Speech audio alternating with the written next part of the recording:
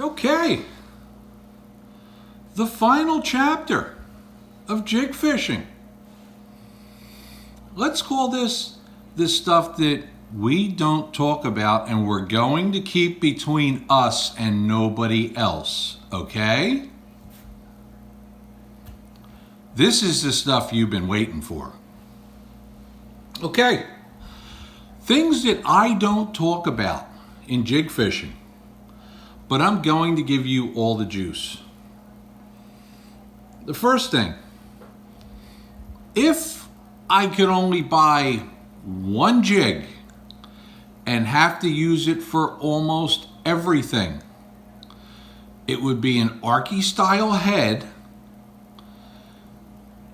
good hook, and it would be about a ½ ounce. That would cover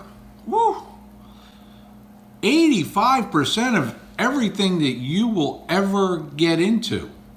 Now, will it be the right jig for some situations? No. But it will do for a lot of situations. Next, do I need to buy 1,000 different styles of skirts and all that? No. I'm going to show you something. This is your typical casting jig. This is about a 1/4 ounce Arky jig. Standard jig. Nothing out of the ordinary. But my buddy's catching them on a finesse cut jig. And all I have is this. I'm screwed, right? No. You are not screwed. Because all you have to do is grab the back part of the skirt like this, hang the jig upside down, and you may miss a strand or two, which is okay. Grab it here about 3/4 of an inch above the head. Now, I'm going to take a pair of scissors and I'm going to cut it. And will you look at that? Now you can cut this back a little further if you'd like, but you've got a finesse cut jig. No need to spend any more money. Here's another one. This jig has a stock hook, okay? On virtually every jig I use, I'll take a pair of pliers, I'll squeeze the bend of the hook. Oh, I missed. Let me try a different pair of pliers. I'll squeeze the bend of the hook just a wee little bit.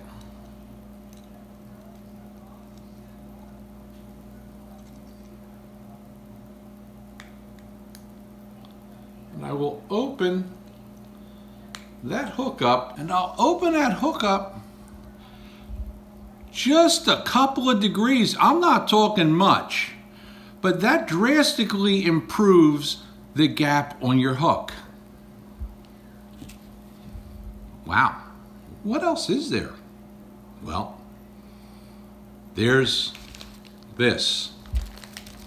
These aren't made anymore, but if you can find something similar, I'm down to my last 10 bags or so. I mean, when I found out they were stopping making these, I bought a lot of them. This is the old Venom Lures Slim Chunk. That's right. You might even be able to use a split tail trailer when fish are not super aggressive, especially if I'm fishing a finesse cut or a jig that's got a really thin skirt. This trailer catches fish really good. Another secret in my box. is this. It's a flipping jig. It's a 1/2 ounce flipping jig. It's made by a guy in my bass club. The guy in my bass club happens to be a former top 150 bass angler and came very close to winning the Bassmaster Classic one year. His name is Ed Cowan. Ed pours these jigs with this very specific hook in them.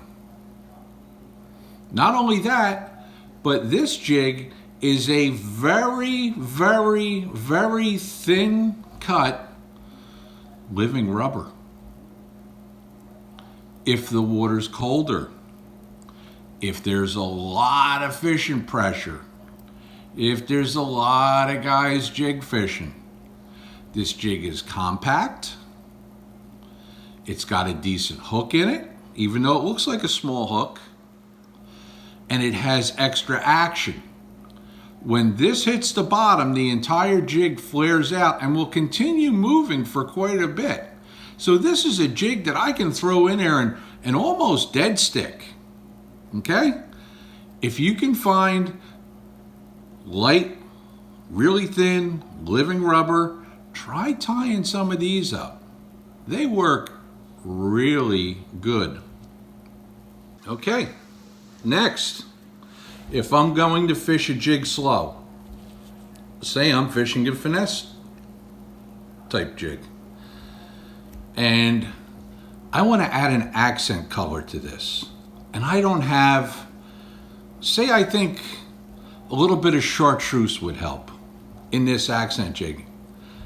Instead of dyeing the claws on your trailer, now I'm going to use a white trailer because I honestly don't have a chartreuse trailer right here with me right now. And I'm just going to take a little piece of that. I'm going to cut it.